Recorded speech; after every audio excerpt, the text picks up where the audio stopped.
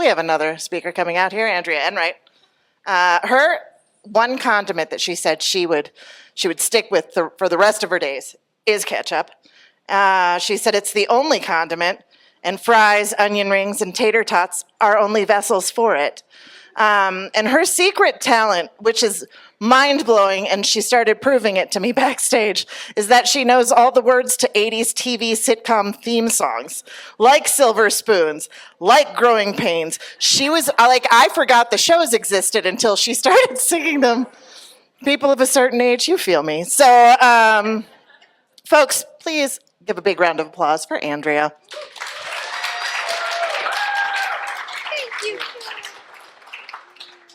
Okay, let's give it up for Kat. Like, how good is Kat Atwell? Hi there. This is fun.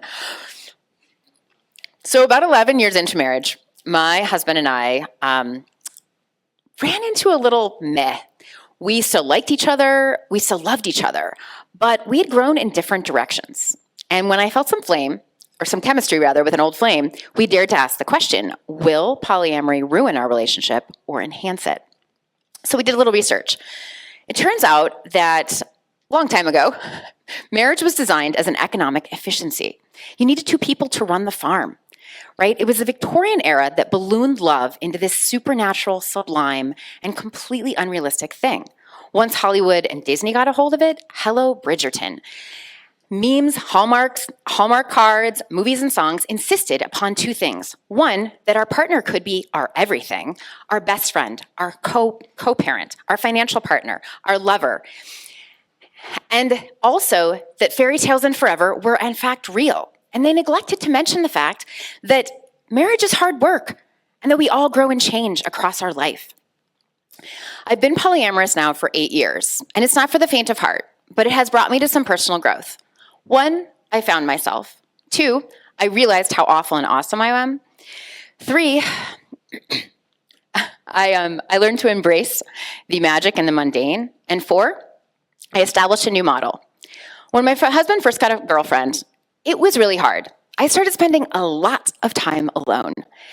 And it turned out I wasn't that comfortable with myself. I was codependent. I needed him, or at least I needed the idea of him. And after many years of spending more time alone, I developed a relationship with myself, and I had a kind of homecoming. No quarterback, no queen, but I still get to wear a crown if I want. I realized how awful and awesome I am. So my new partner was clearly delivered from the universe, and he was my soul mirror because he was just like me. Totally passive-aggressive, anxious as fuck, really overreactive, and he talked too much. And I looked at him and I was like, oh my God, that's terrible behavior. I've got to stop doing that. Boom, I was on the road to self-improvement. But he was also really awesome. He movie quoted like a mofo. He was obsessed with music, and he was not afraid to show his fierce love. And I thought, okay, like I need to be more authentically myself. So I started wearing a cowboy hat a lot of the time. I Mod Podged my wall with book pages. And since 2016, my ringtone has been, Josie's on a vacation far away. You get the idea, right? I really like the outfield. So, first E, I learned to enjoy the magic and the mundane.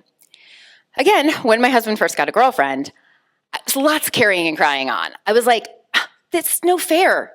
She gets all the special shit, and we have to deal with password resets and parent-teacher conferences and parking tickets. Like, what gives?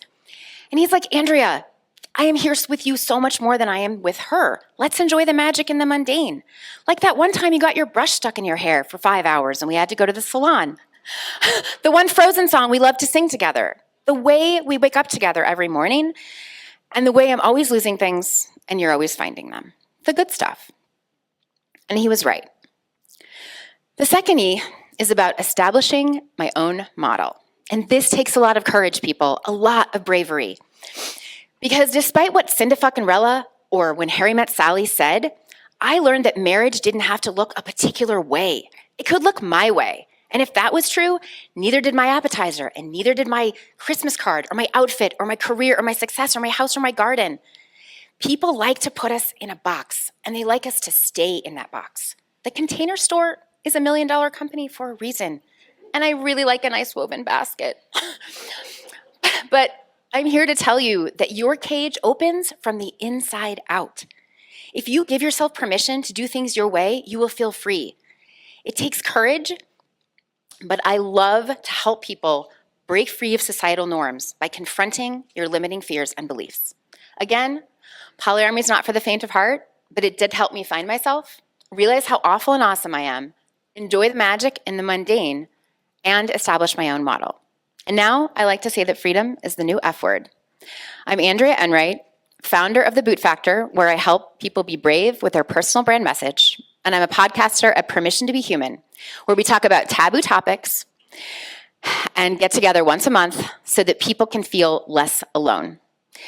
Either you have a postcard I handed you or there's something under your seat. If you want to talk to me after the event, I'll give you some glitter. Just kidding.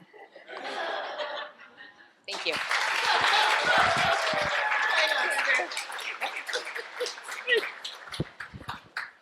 We won't be allowed back if there's any glitter, so like no glitter at all. Hey, Alex, you know what we aren't going to be doing? Anything glitter related. Nope.